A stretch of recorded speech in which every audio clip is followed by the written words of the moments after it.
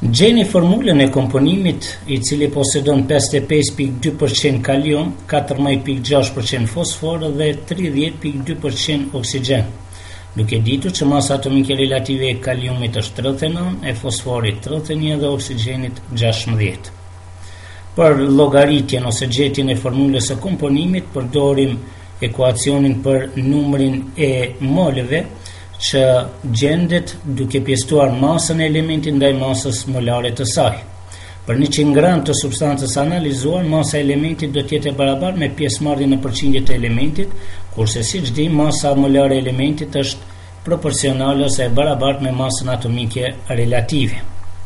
Duke zëvendësuar vlerat për pjesëmarrjen në përqindje dhe vlerat e masës atomike relative për secilin prej elementeve përbërëse të këtij komponimi, gjejmë që në këtë komponim kemi 1.4 mol të elementit të kaliumit, 0.47 mol për elementin e fosforit. Dhe për oksigjenin pas pjesëtimit të vlerave 30.2 me 16, fitojmë vlerën e parafort për oksigjenin që është 1.89 mol. Vlerat e fituara për kaliumin, fosforin dhe oksigjenin, pra për numrin e molve, i pjesëtojmë me vlerën më të vogël të fituar që është 0.47 për të fituar raportin më të thjeshtë të atomeve. Në që rast fitojmë raportin e thjeshtë që është 3-1-4.